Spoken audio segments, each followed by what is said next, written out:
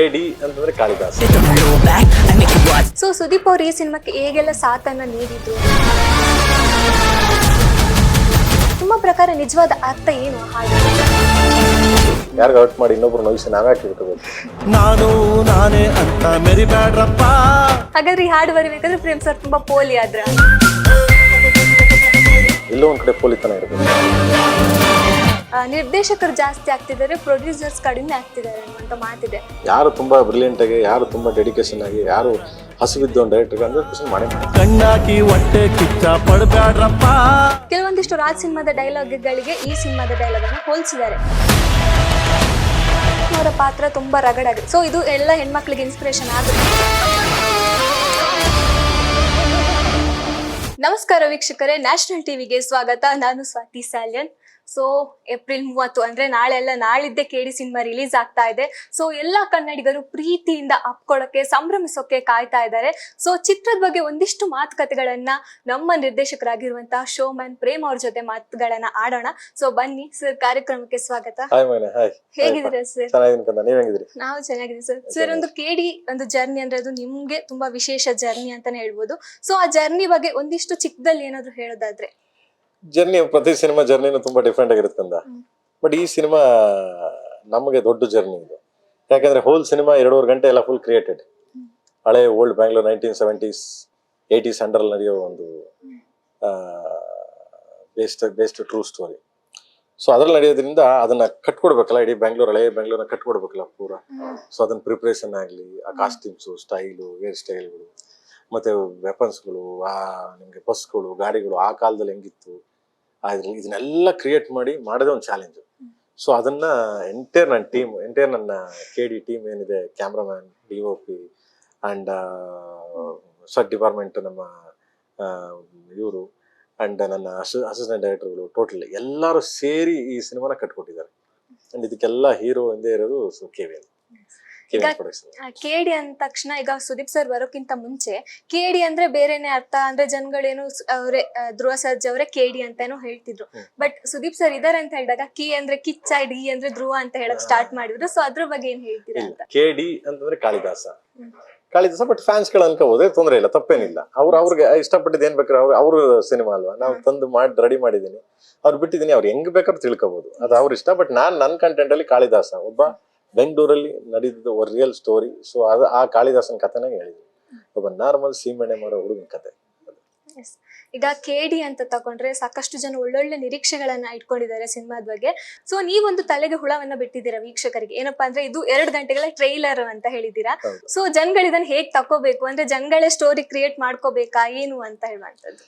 ಇದು ಆಕ್ಚುಲಿ ನೀವು trailer ನೋಡಿದೀರಾ? Trailer ಅಲ್ಲಿ ಎಷ್ಟು ಇದಿದೆ ಅಷ್ಟು ಸಿನಿಮಾ ಇದೆ. ಇದು 2.5 ಗಂಟೆ. ಇದೊಂಥರ 2.5 ಗಂಟೆ ಟ್ರೈಲರ್ ಇದ್ದಂಗೆ ಸಿನಿಮಾ ನೋಡಿ ನೀವೇ ಕಥೆ ಮಾಡ್ಬೋದು ಅದನ್ನ. ಇದು ನೆಕ್ಸ್ಟ್ ಏನ್ ಬರ್ಬೋದು, ನೆಕ್ಸ್ಟ್ ಏನಾಗ್ಬೋದು, ಇವ್ರೇನಾಗ್ಬೋದು, ಅವ್ರು ಅಂದ್ರೆ ಈ ತರದೊಂದು ಸ್ಟೋರಿ ಇರ್ತದೆ. ಒಂದು ಥ್ರಿಲ್ ಇರುತ್ತೆ, ಎಮೋಷನ್ಸ್ ಇರುತ್ತೆ, ಕಾಮಿಡಿ ಇರುತ್ತೆ, ಲವ್ ಇರುತ್ತೆ, ಎಥಿಕ್ಸ್ ಇರುತ್ತೆ. ಅಂಡ್ ಅಬ್ವಿಯಸ್ಲಿ ನಾನು ಯಾವತ್ತು ಬ್ಲಡ್ ಶೇಡ್ ಅಂತ ಹೇಳಿರ್ಲಿಲ್ಲ. ಇದೊಂದು 100% ಸೂಸಾಟ್. ಸೊ ಇದ್ದೇ ಇರುತ್ತೆ. ಒಂದು ಫ್ಯಾಮಿಲಿ ಕುತ್ಕೊಂಡು ಸಿನಿಮಾ ನೋಡ್ಬೋದು. ಈಗ KD ಅಲ್ಲಿ ಮತ್ತೆ ಸುದೀಪ್ ಅವರು ಕಾಣಿಸ್ಕೊಳ್ತಾರೆ ಕಾಲ ಭೈರವನಾಗಿ. ಸೊ ಸುದೀಪ್ ಅವರು ಈ ಸಿನಿಮಾಕ್ಕೆ ಹೇಗೆಲ್ಲ ಸಾಥನ್ನ ನೀಡಿದ್ರು ಅನ್ನುವಂಥದ್ದು? ಅದು ಡಾರ್ಲಿಂಗ್ ಬಂದ್ಬಿಟ್ಟು ನನಗೆ ಸಿನಿಮಾ ಹೊರತುಪಡಿಸಿ ಈಸ್ ಮೈ ಬ್ರದರ್. ನನಗೆ ತುಂಬಾ ಬ್ರದರ್, ನಾವು ಅಣ್ಣ ತಮ್ಮದಿರ್ತಾರ. ಸೊ ಸಿನಿಮಾಗೆ ಅಣ್ಣ ತಮ್ಮದಿರಲ್ಲಿ ನಾನು ಹೋಗಿ ಏನು ಕೇಳೋ ಅವಶ್ಯಕತೆ ಇಲ್ಲ. ನಾನು ಹೋಗ್ಬಿಟ್ಟು ಸುದೀಪ್ ಸರ್ಗೆ ಒಂದೇ ಕೇಳಿದೆ, ಡಾರ್ಲಿಂಗ್ ಈ ಥರ ಒಂದು ಇದಿದೆ. ಸೊ ಅವಾಗ ಅಣ್ಣ ಏನು ಹೇಳ್ತಾನೆ, ಇಲ್ಲ ಚಿನ್ನ ನಾನು ಮಾಡಲ್ಲ, ಹಂಗೆ ಹೇಳಿಲ್ಲಲ್ಲ. ಸರಿ ಚಿನ್ನ, ಆಯ್ತು ಚಿನ್ನ ಅಂದ್ರೆ ತಮ್ಮನ್ನ ನಂಬಿದ್ರು, ಅವರು ಬಂದ್ರು, ಅದ್ಭುತವಾಗಿ ಒಂದು ಕಾಲ ಭೈರವನ ಪಾತ್ರ ನಿರ್ವಹಿಸಿದ್ದಾರೆ.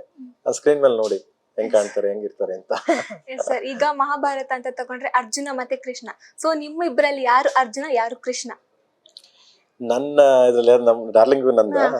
ಸೊ ಹಂಗಿಲ್ಲಪ್ಪ, ಅವರೇ ಕೃಷ್ಣ, ನಾನು ಅರ್ಜುನ, ಅವ್ರು ಕೃಷ್ಣ. ಅವರು ಈಗ ಅವರು ಕೃಷ್ಣ ಅಂತ ಹೇಳ್ತಿದ್ರ. ಸೊ ಈಗ ಪ್ರೇಮ್ ಸರ್ ಒಂದು ಸಿನಿಮಾ ಅಂದಾಗ ಹಾಡುಗಳ ಹಬ್ಬನೇ ಅದು. ಸೊ ತಾಯಿ ಬಗ್ಗೆ ಬರಿಬೇಕಾದ್ರೆ ಆಗಿರ್ಬೋದು, ಯಾವುದೇ ಒಂದು ಹೆಣ್ಣು ಮಕ್ಕಳ ಬಗ್ಗೆ ಬರಿಬೇಕಾದ್ರೆ ಸಾಕಷ್ಟು ಒಂದು ಒಳ್ಳೆ ರೀತಿಯಲ್ಲಿ ಬರೀತಾರೆ.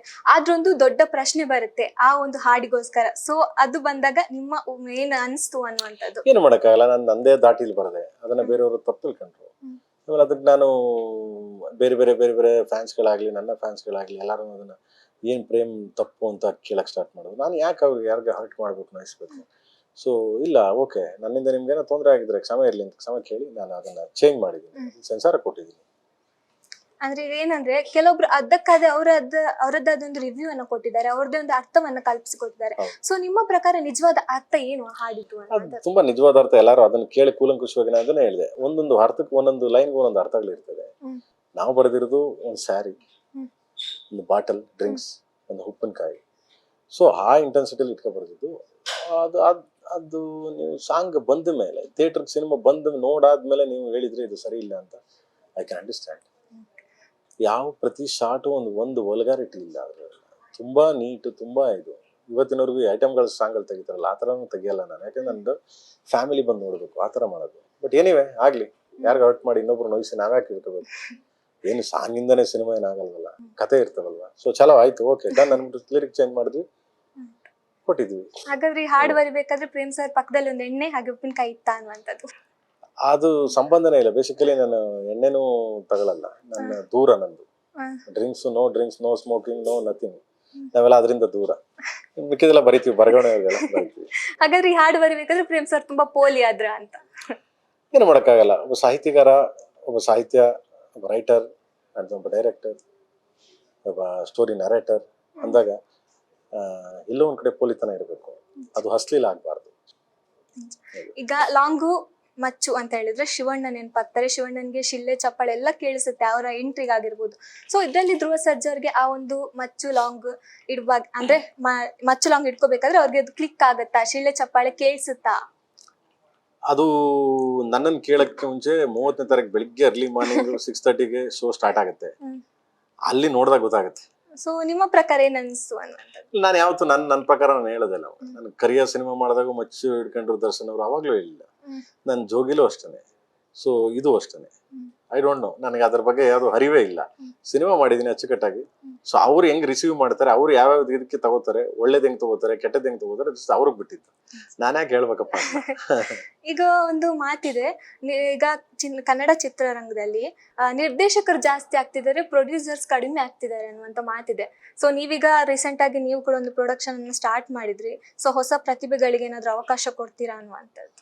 ನಮ್ದು ಪ್ರೊಡಕ್ಷನ್ ಸ್ಟಾರ್ಟ್ ಈಗಲ್ಲವ. ನಂದು ಸ್ಟಾರ್ಟ್ ಆಲೆ ಎಷ್ಟು 5 ಸಿನಿಮಾ ಆಯ್ತು. ನಮ್ದು 4 ಸಿನಿಮಾ ಆಯ್ತು ಪ್ರೊಡ್ಯೂಸರ್ ಹೊಸೊಬ್ಬರಿಗೆ ಅವಕಾಶಗಳು ಸಿಗ್ತಾ ಇಲ್ಲ. ಆಬ್ವಿಯಸ್ಲಿ ಈಗ ರವಿ ರಕಸಪುರದಲ್ಲಿ ರವಿ ಮಾಡಿದ್ರು, ನಮ್ದೊಂದು ಟೀಮ್ ರವಿ ವರ್ಮಾ ಪ್ರೊಡ್ಯೂಸರ್ ಮಾಡಿದ್ರು. ಅದೆಲ್ಲ ನಮ್ದೇ ಟೀಮ್, ಎಲ್ಲ ನಾವೇ ಸೇರ್ಕೊಂಡು ಇದು ಮಾಡಿದ್ವಿ. ಅದಾದ್ಮೇಲೆ ಈಗ ಹಿಡಿಯಟ್ ಮಾಡ್ತಿದೀವಿ, ಈಗ ರಾಣನ್ ಇಟ್ಬಿಟ್ಟು. ಅದಾದ್ಮೇಲೆ ವಾಟ್ ನೆಕ್ಸ್ಟ್? ಯಾರು ತುಂಬಾ ಬ್ರಿಲಿಯಂಟ್ ಆಗಿ, ಯಾರು ತುಂಬಾ ಡೆಡಿಕೇಶನ್ ಆಗಿ, ಯಾರು ಹಸುವಿದ್ದು ಒಂದು ಡೈರೆಕ್ಟರ್ಗೆ 100% ಮಾಡೇ ಮಾಡ್ತೀವಿ. ಕತೆ ಚೆನ್ನಾಗಿದ್ರೆ ಗ್ಯಾರಂಟಿ ಮಾಡ್ತೀವಿ. ಯಾಕಂದ್ರೆ ಈಗ ನಿರ್ದೇಶಕರು ಕತೆ ಇಟ್ಕೊಂಡ್ ಬಂದಾಗ ಫಸ್ಟ್ ಪ್ರೊಡ್ಯೂಸರ್ ಕೇಳೋದಂತೆ ಯಾರು ಆಕ್ಟ್ ಮಾಡ್ತಿದ್ದಾರೆ, ಯಾರು ಯಾವ ಕತೆ ಹೇಗೆ ಇವಾಗ ಅಂತ ಹಂಗಿಲ್ಲ. ಈಗ ಕೇಳ್ತಾರೆ. ಅದು ಅವಾಗ ಜನರೇಷನ್ ಹೋಯ್ತು ಮಗ. ಅದೆಲ್ಲ ಸುಳ್ಳು. ಕಂಟೆಂಟ್ ಚೆನ್ನಾಗಿರ್ಬೇಕು ನಿಮಗೆ. ಒಬ್ಬ ಡೈರೆಕ್ಟರ್ ಹೀರೋ. ಈಗ ಆ ಸಿನಿಮಾಗೆ ಒಬ್ಬ ಡೈರೆಕ್ಟರ್ ಹೀರೋ, ಕಂಟೆಂಟ್ ಚೆನ್ನಾಗಿತ್ತು, 100% ಸಕ್ಸಸ್ ಆಗ್ತದೆ. ಈಗ ಇವೆಲ್ಲ ಇಲ್ಲ. ಇಂಡಿಯನ್ ಸಿನಿಮಾ ಇಂಡಸ್ಟ್ರಿಲಿ ಯಾರು ಇಲ್ಲ. ಕಂಟೆಂಟೇ ಹೀರೋ, ಡೈರೆಕ್ಟರ್ ಹೀರೋ.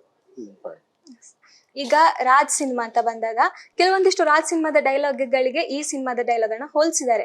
ಸೊ ಅದಕ್ಕೆ ಏನ್ ಹೇಳ್ತೀರಾ? ಕೆಲವೊಂದಂತಿಲ್ಲ, ಒಂದು ಡೈಲಾಗ್. ಅದೇ ಅಪ್ಪೋರು ಉಲ್ಟಾ ತಿರ್ಗಿ ಅಣ್ಣ ಫಸ್ಟ್ ಟೈಮ್ ಹಚ್ಚಿಡಿದೀನಿ ಅಣ್ಣ, ಉಲ್ಟಾ ಬಿದ್ರೆ ನನ್ಗೆ ಗೊತ್ತಿಲ್ಲ ಅಣ್ಣ ಅಂತ.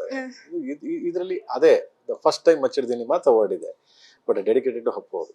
ನನಗೆ ಅವ್ರು ಕಂಡ್ರೆ ಇಷ್ಟ. ಸೊ ಅದನ್ನ ಧ್ರುವರ ಮೇಲೆ ಇದ್ ಮಾಡಿದ್ವಿ. ಬಟ್ ಅದಕ್ಕೆ ಎಮೋಷನ್ ಆಗಿ ಮಾಡಿದ್ವಿ. ಅದ್ರಲ್ಲಿ ರಾ ಮಾಡಿದ್ವಿ, ಇದ್ರಲ್ಲಿ ಎಮೋಷನ್ಸ್.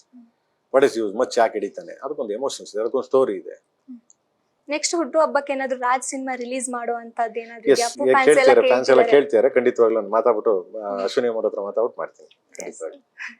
ಸರ್, ಈಗ ಕೇಡಿ ಅಂತ ಬಂದಾಗ ಧ್ರುವ ಸರ್ಜಾ ಅವ್ರು ನೆನಪಾಗ್ತಾರೆ. ಸೊ ಧ್ರುವ ಸರ್ಜಾಗೆ ಈ ಪಾತ್ರವನ್ನ ನೀವು ಮಾಡ್ಬೇಕು ಅಂತ ಯಾಕೆ ಅನಿಸ್ತು? ಧ್ರುವ ಸರ್ಜನ್ ಈ ಪಾತ್ರವನ್ನ ಮಾಡ್ಬೇಕು ಅಂತ? ಧ್ರುವ ಬಂದ್ಬಿಟ್ಟು ನನಗೆ ಯಾವಾಗ್ಲೂ ಅವನು ನನ್ನ ತಮ್ಮ. 2-3 ಸರಿ ಅಣ್ಣ ಒಂದು ಸಿನಿಮಾ ಮಾಡೋಣ.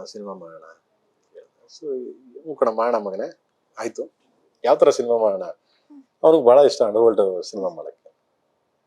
ಸೊ ಅದನ್ನ ಕೇಳ್ತಿದ್ದ, ಅಣ್ಣ ನೀವು ಕರಿಯ ಮಾಡಿದ್ರಿ, ಜೋಗಿ ಮಾಡಿದ್ರಿ, ಅದಾದ್ಮೇಲೆ ಯಾವ್ದೋ ಅಂಡರ್ವರ್ಲ್ಡ್ ಕೈ ಎತ್ಕೊಂಡಿಲ್ಲ, ಒಂದು ಅಂಡರ್ವರ್ಲ್ಡ್ ಕತೆ ಮಾಡೋಣ.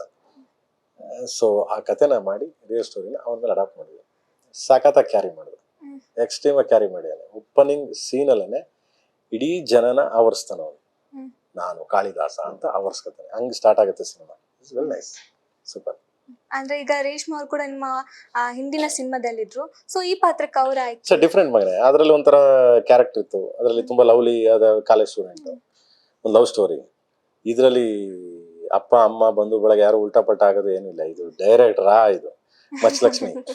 ಬಟ್ ಅವಳ ತಯಾರಿ ಚೆನ್ನಾಗಿ ಮಾಡಿದ್ವಿ, ರೇಷ್ಮನ್ನ ತಯಾರಿ ಚೆನ್ನಾಗಿ ಮಾಡಿದ್ವಿ. ಅವಳ getup, style, makeup, body language. Body language ನೀವೇನಾದ್ರು ನೋಡ್ಬಿಟ್ರೆ ಇಡೀ ಸಿನಿಮಾದಲ್ಲಿ ಅಪ್ಪ ನಕ್ಕು ನಕ್ಕು ಬೀಳ್ತಾರೆ, ಆ ತರ ಮಾಡಿಯಾಳೆ, ತುಂಬಾ ಚೆನ್ನಾಗಿ ಮಾಡಿಯಾಳೆ. So nice. ಅಂದ್ರೆ ಈಗ ರೇಷ್ಮಾ ಅವರ ಪಾತ್ರ ತುಂಬಾ ರಗಡ್ ಆಗಿದೆ, ಸೊ ಇದು ಎಲ್ಲ ಹೆಣ್ಮಕ್ಳಿಗೆ ಇನ್ಸ್ಪಿರೇಷನ್ ಆಗುತ್ತೆ ಅವರ ಪಾತ್ರ. 100%. ಈಗ ನೀವು ಯಾವ್ದೇ ಆಗ್ಲಿ, ಕೆಲವರಿಗೆ ಮಂಜುಳವ್ರು ನೆನ್ಸ್ಕೋತಿರಲ್ವಾ, ಸಂಪತ್ತಿಗೆ ಸವಾಲು, ಹೌದು. ಆಮೇಲೆ ಮಹಾಲಕ್ಷ್ಮಿ ನೆನ್ಸ್ಕೋತಿರಲ್ವಾ ಎಲ್ಲ ಪಿಕ್ಚರ್, ನಮ್ ಮೇಡಮ್ ರಕ್ಷಿತ್ ಅವ್ರು ನೆನ್ಸ್ಕೋತೀರ. ಓಕೆ, ತುಂಬಾ ಘಾಟಿ ಕ್ಯಾರೆಕ್ಟರ್ಗಳು, ತುಂಬಾ ಆ ತರದ ಪಾತ್ರಗಳು, ಆ ತರ ಸೌಂಡ್, ಆ ತರ ಎಲಿವೇಶನ್ ಅಂದಾಗ, ಸೊ ಇವೆಲ್ಲ ಇನ್ಸ್ಪಿರೇಷನ್ ನಮ್ಗೆ. ಸೊ ಅದ್ರಲ್ಲಿ ಈ ಜನರೇಷನ್ಗೆ ಏನೋ ಹೇಳ್ತೀನಿ, ನಿಮ್ ಕಡೆ ನಿಮ್ದೆಲ್ಲ ಜಂಜಿ, ಈ ಜಂಜಿ ಸ್ಟೈಲ್.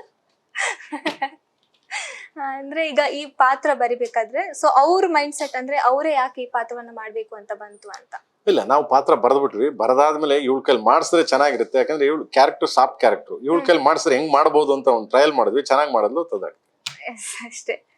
ಸೊ ಈಗ ಕೇಡಿ ಅಂತ ಬಂದಾಗ ಒಂದ್ಸಲ ಧ್ರುವ ಸರ್ಜಾ ಅವ್ರ ಒಂದು ಫನ್ನಿ ಮೂಮೆಂಟ್ ಅನ್ನ ಶೇರ್ ಮಾಡ್ತಾರೆ, ಅಂದ್ರೆ ಬಾತ್ರೂಮ್ ಅಲ್ಲಿ ಇದ್ದಾಗ ಡಬ್ಬಿಂಗ್ ಮಾಡ್ಸಿದ್ದು ಆತರ ಅಂತ. ಸೊ ಹೀರೋಯಿನ್ ಹೇಳಿದ್ರು ಅರ್ಲಿ ಮಾರ್ನಿಂಗ್ ಅಲ್ಲೂ ನೀವು ಅವ್ರ ಹತ್ರ ಡಬ್ಬಿಂಗ್ ಮಾಡ್ಸಿದ್ರೆ, ಸೊ ನೀವು ಮಲ್ಗದೇ ಇಲ್ವಾ ಅಂತ. ಇಲ್ಲ, ಯಾರು ಒಂದ್ ಟೈಮ್ ಇದ್ರಲ್ಲಿ ಇದ್ದಾಗ್ಲೂ ಮಾಡಿಸ್ದೆ, ಮಗ ವಾಯ್ಸ್ ಮೆಸೇಜ್ ಇದ್ರಲ್ಲಿ ಕಳ್ಸೋಲ್ಲ ನನ್ಗೆ ಅರ್ಜೆಂಟ್, ಆಮೇಲೆ ಥಿಯೇಟರ್ ಕರೆದು ಮಾಡಿಸ್ತೀನಿ ಅಂತ. ರೇಷ್ಮಂಗೂ ಅಷ್ಟೇನೆ ಮಲಗಿದ್ಲು, ಅವಾಗ ಇದು ಫೋನ್ ಮಾಡಿಲ್ಲ, ಹೇಳ ಮಗನ ಸೋಂಬೇರಿ ನನ್ನ ಮಕ್ಳ, ಹೇಳ್ರ ಮೇಲೆ ಮಾಡ್ಕಳ್ಸ್ರು ನೀವು ಅಂತ, ಹಿಂಗೆ. ಸೊ ಈಸ್ ಮೈ ಫ್ಯಾಮಿಲಿ, ಇವರೆಲ್ಲ ನನಗೆ ಅದು ಮೋಸ್ಟ್ ಇಂಪಾರ್ಟೆಂಟು. ನಾನು ನನ್ನ ಕ್ಯಾರೆಕ್ಟರ್ಗೆ, ನನ್ನ ಇದಕ್ಕೆ ಎಷ್ಟು ನನ್ಗೆ ಹತ್ರ ಆಗ್ತಾರೆ ಅವ್ರ ಹತ್ರ ನಾನು ತುಂಬಾ ಹತ್ರ ಇರ್ತೀನಿ ಅವ್ರಿಗೆ. ಯಾವಾಗ ನಾನು ತುಂಬಾ ತೀರಾ ಆರ್ಟಿಸ್ಟ್ ಅಂತಾಗ್ಲಿ, ಹೀರೋ ಅಂತಾಗ್ಲಿ ಹೋಗಲ್ಲ. ಸೊ ನನ್ನ ಮನೆಯವ್ರ ತರ, ನನ್ನ ಫ್ಯಾಮಿಲಿ ತರ ನಾನು ಟ್ರೀಟ್ ಮಾಡ್ತೀನಿ. ಸೊ ಕೇಡಿ ಒಂದು ಇಷ್ಟು ಜರ್ನಿ ಎಷ್ಟು ಚಾಲೆಂಜಿಂಗ್ ಆಗಿತ್ತು ನಿಮ್ಗೆ? ಜರ್ನಿ ಚಾಲೆಂಜಿಂಗ್ ಅಂತಿಲ್ಲ, ಅದನ್ನ ಕಟ್ಟಬೇಕು, ಅದನ್ನ ಒಳ್ಳೆ ಬ್ಯೂಟಿಫುಲ್ ಕತೆ ಕಟ್ಕೊಡ್ಬೇಕು, ಅದನ್ನ ಕಟ್ಕೊಟ್ಟಿದೀವಿ. ವಿಜುವಲ್ ನೋಡಿದ್ರೆ ಗೊತ್ತಾಗುತ್ತೆ ಎಷ್ಟು ಶ್ರಮ ಬಿದ್ದಿರ್ತೀವಿ ಅಂತ, ಎಷ್ಟು ಶ್ರಮ ಬಿದ್ದಿದೀವಿ ಅದಕ್ಕೆ. ಎಸ್ ಸರ್, ಕೇಡಿ ಈಗ ರಿಲೀಸ್ ಆಗ್ತಾ ಇದೆ 30ನೇ ತಾರೀಕು. ಸೊ ಸಮಯದ ಅಭಾವ ಇರೋದ್ರಿಂದ ಸ್ವಲ್ಪ ಮಾತುಕತೆಗಳಾಗ್ತಾ ಇದೆ ನಮ್ಮ ಮಧ್ಯೆ. ಸೊ 30ಕ್ಕೆ ರಿಲೀಸ್ ಆಗ್ತಾ ಇದೆ, ಕನ್ನಡಿಗರು ಅಪ್ಕೊಳ್ಳಕ್ಕೆ ಕಾಯ್ತಾ ಇದ್ದಾರೆ ಕೇಡಿಯನ್ನ. ಸೊ ಏನ್ ಹೇಳ್ತೀರಾ ವೀಕ್ಷಕರಿಗೆ? ಇದೇ 30ಕ್ಕೆ ಬರ್ತಿದೆ, ಇನ್ನೇನು ಡೇ ಆಫ್ಟರ್ ಟುಮಾರೋ ಬರ್ತಾ ಇದೆ. ಅಂಡ್ ಬೆಳಗಿನ ಜಾವ ಬುಕಿಂಗ್ ಓಪನ್ ಆಗಿದೆ, ಅಂಡ್ ಬೆಳಗಿನ ಜಾವ 6:30 ಶೋ ಎಲ್ಲ ಫುಲ್ ಇದಾಗಿದೆ. ಸೊ ಬನ್ನಿ, ಹೆಲ್ಪ್ ಮಾಡಿ, ಸಪೋರ್ಟ್ ಮಾಡಿ, ಕನ್ನಡ ಸಿನಿಮಾ ಉಳಿಸಿ ಬೆಳೆಸಿ ಅಂತ ಕೇಳ್ತೀನಿ ಅಷ್ಟೇ ಮಗನ, ಇನ್ನೇನ್ ಕೇಳಕ್ ಸಾಧ್ಯ. ನಾವಂತೂ ಕಾಯ್ತಾ ಇದೀವಿ 30ಕ್ಕೆ ಕೇಡಿ ರಿಲೀಸ್ಗೋಸ್ಕರ. ಸೊ ಇದಾಗಿತ್ತು ಪ್ರೇಮ್ ಅವರ ಮಾತು. ಸೊ ಕೇಡಿ ಸಿನಿಮಾನ ಯಾರೆಲ್ಲ ನೋಡ್ಬೇಕು ಅಂತ ಕಾಯ್ತಿದ್ರೆ ಬೇಗ ಬೇಗ ಹೋಗಿ ಟಿಕೆಟ್ ಅನ್ನ ಬುಕ್ ಮಾಡ್ಕೊಳ್ಳಿ, ಕೇಡಿ ಸಿನಿಮಾವನ್ನ ನೋಡಿ ನಮ್ಮ ಕನ್ನಡ ಸಿನಿಮಾವನ್ನ ಹರಿಸಿ ಆರೈಸಿ ಅಂತ ಕೇಳ್ಕೊಳ್ತಾ ಇದ್ದೀನಿ. ಧನ್ಯವಾದಗಳು. ಥ್ಯಾಂಕ್ ಯು ಮಗನ, ಥ್ಯಾಂಕ್ ಯು ಸೊ ಮಚ್.